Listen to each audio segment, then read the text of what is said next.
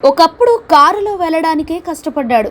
నేడు తన దగ్గరున్న లగ్జరీ కార్ల కలెక్షన్స్ చూస్తే షాక్ అవ్వాల్సిందే. తన అద్భుతమైన ప్రదర్శనతో తిలక్ వర్మ భారత క్రికెట్ లో ఒక ప్రత్యేక స్థానాన్ని సంపాదించుకున్నాడు. ఆసియా కప్ 2025 కోసం జట్టులో కూడా ఉన్నాడు. తిలక్ క్రికెటర్ గా ఎదగటానికి చాలా కష్టపడ్డాడు.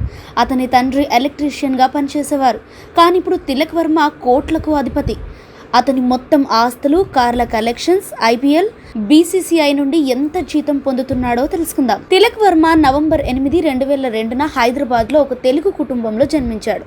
అతని తండ్రి నంబూరి నాగరాజు ఎలక్ట్రీషియన్, అతని తల్లి గృహిణి. తిలక్కు చిన్నప్పటి నుంచే క్రికెట్ అంటే చాలా ఇష్టం.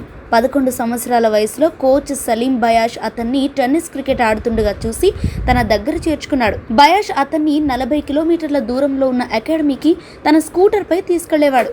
ఆ తర్వాత తిలక్ వర్మ కుటుంబం అకాడమీ దగ్గరికి మారింది. 22 ఏళ్ల Tilak Varma left hand batsman. అతను right hand off break bowling కూడా చేస్తాడు. అతను భారతదేశం తరపున వన్డే, టీ20లలో అరంగేట్రం చేశాడు. అతను 2 సంవత్సరాల క్రితం సెప్టెంబర్ 15, 2023న వన్డేలలో, ఒక నెల ముందు టీ20లలో అరంగేట్రం చేశాడు. భారత్ తరపున 4 వన్డే మ్యాచ్లలో 68 పరుగులు చేశాడు. టీ20 విషయానికి వస్తే 27 అంతర్జాతీయ మ్యాచ్లలో 25 ఇన్నింగ్స్లలో 780 పరుగులు చేశాడు. అతను 2 సెంచరీలు, 3 హాఫ్ సెంచరీలు సాధించాడు. ఇక 2022లో ముంబై ఇండియన్స్ తరపున అరంగేట్రం చేసిన తిలక్ వర్మ ఇప్పటికీ అదే జట్టులో ఉన్నాడు. అతను ఇప్పటి వరకు 54 ఐపీఎల్ మ్యాచ్లలో 1499 పరుగులు చేశాడు.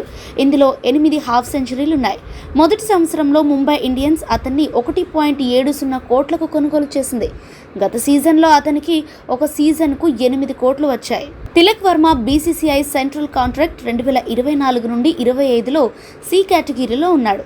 ఇందులో బీసీసీఐ ఆటగాళ్లకు సంవత్సరానికి ₹1 కోటి ఇస్తుంది. దీంతో పాటు మ్యాచ్ ఫీజు అదనంగా ఉంటుంది. ప్రతి వన్డే మ్యాచ్కు ఫీజు 6 లక్షలు, టీ20కి 3 లక్షలు ఉంటుంది.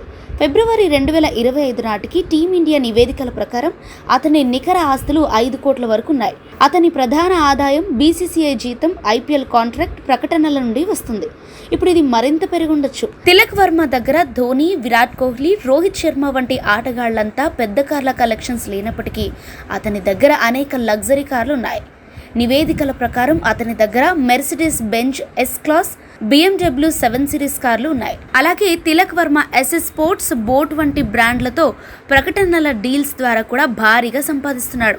భారత క్రికెట్లో అతను తన స్థానాన్ని పటిష్టం చేసుకుంటున్నందున భవిష్యత్తులో మరిన్ని పెద్ద బ్రాండ్లు అతనితో జతకట్టే అవకాశం ఉంది.